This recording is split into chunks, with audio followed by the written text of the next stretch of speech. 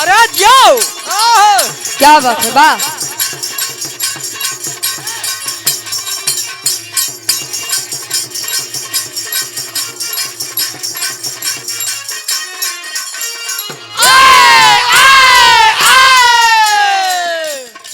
बड़ी सुंदर गीत के संकेत हमारे गुरुजी करते हैं। वाह आजकल के जमाना बड़ा एडवांस हुआ गुरुजी। पहले के समय में शादी विवाह होकर तक गवना कुछ दिन बाद जाओ। वाह इमरे काका बाबा लोग बताओ थिन कि 3 साल 5 साल वाह 7 साल। वाह अरे भाई ऐसा तो बुढ़ौती आ जाओ कर लोग के।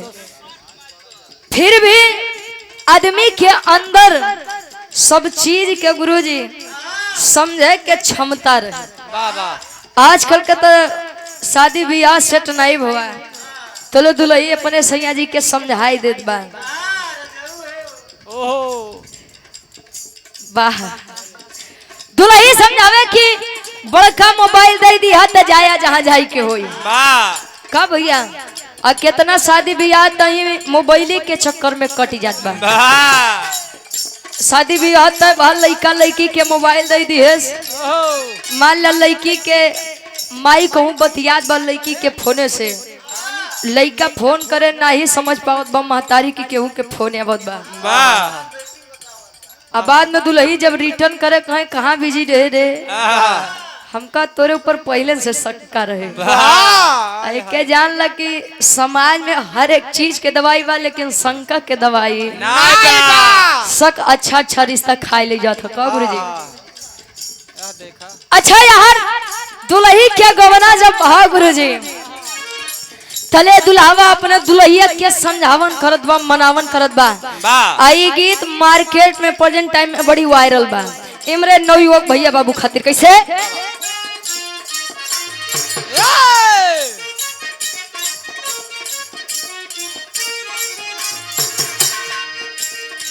नया नया झबले बाटे जवानी नया नया जबले बाटे जवानी नया नया जबले बाटे जवानी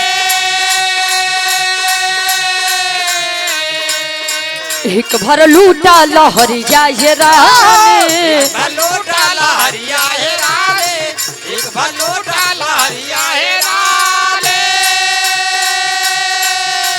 आदमी खुल जानते हैं लइकई बात जवानी आई या जवानी बात बुढ़ौती आई।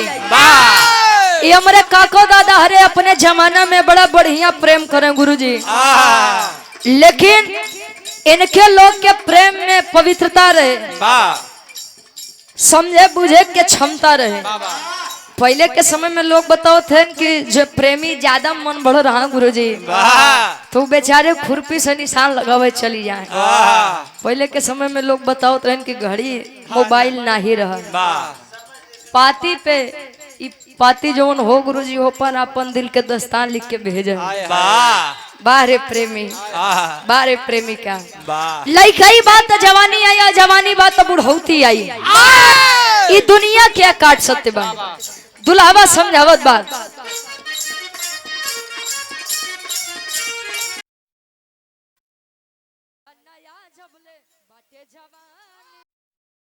जबले बाटे जवान नया जबले बाटे जवान एक भर लूटा लहर जाए रानी भलोटा लहरिया है रानी एक भलोटा लहरिया है रानी तले दुल्ही समझावे त दिन रात पहिरत खोलत त दिन रात पहिरत खोलत साड़ी मन मोरयागी भइल बा। ए राजा जी खोसत खोसत पले कमर में दागी भइल बा। ए राजा जी खोसत खोसत पले कमर में दागी भइल बा ए राजा जी खोसत खोसत पले कमर में दागी भइल बा कहे कि दिन रात पहिरत खोलत साड़ी मन मोरे आगी भइल बा। ए राजा जी खोसत खोसत प्लेट कमर में दागी भइल बा। ई गर्मी के समय में गुरुजी जोने दुल्हनी बेचारी के गवना चली जा आए हाय हाय चौकर करेजा तर होत बा। या गर्मी के माहौल में जले लड़की बेचारी नई नवेली साड़ी पहिर के दुनिया भर के गहना गुड़िया पहन के गर्मी में बैठत है। अब मान ली गर्मी में अच्छा एक बात तो बा सर्दी में 24 घंटा लाइट रही लेकिन जले गर्मी आ जाई तो ऐसा नाटक दिखाई ऐसा शर्माई गुरुजी कि मन करत है कि लाइटिए कटवाई दे हमेशा खातिर। दुल्ही क्या गवना जब बा तले दुल्हिया समझावत बा अपने सासू माई के कैसे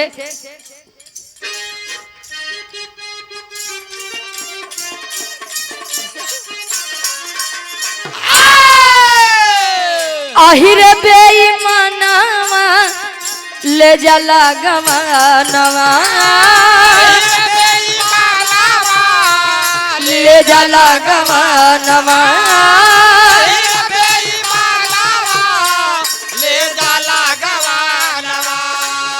आहिरे बेईमानवा ले जाला गवनवा झुरु झुरु बहे रामा झुरु झुरु बहे रामा पुरुबा पवनवा झुरु झुरु बहे रामा पुरुबा पवनवा आहिरे बेईमानवा ले जाला गवनवा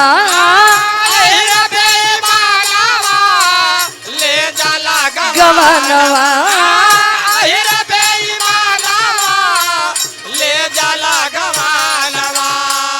झुर झुर बहे रामा पूरबा पवनवा झुर झुर बहे रामा पूरबा पवनवा आहिरे बेईमानवा ले जाला गवनवा आहिरे बेईमानवा ले जाला गवनवा आहिरे बेईमानवा ले जाला गवनवा।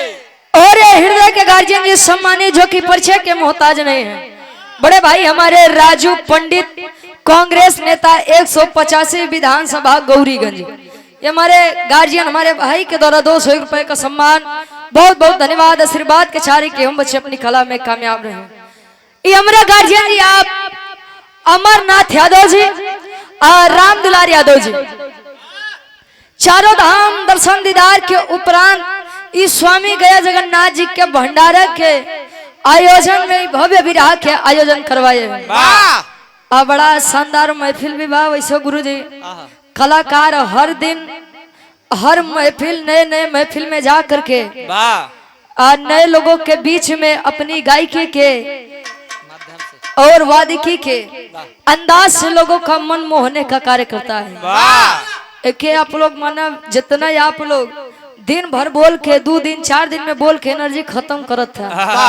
ओके गवैया खाली 2 घंटा में बोल के खत्म कर देते हैं। बोल के नहीं हो बोल के ए भैया त्यावतनी सा एक छोट सा गीत हो जाए जोने उपलक्ष्य में हम सभी आप लोग सभी बिरादरी भाई लोग यहाँ पर एकत्रित हुए हैं ताकि ये अमेठी के धरती बाई आदमी नहीं कहा गुरुजी कि जोने उपलक्ष्य में आई वह उपलक्ष्य में गीत नहीं भाई त्याव तनी सा एक छोट सा लोकगीत होके फिर विराह के तरफ वैसे जाना था हम अकेले 2 घंटा 3 घंटा कुल हमरे भाई तो तनी सा आज अपने हिसाब से चले के वाह क्या बात।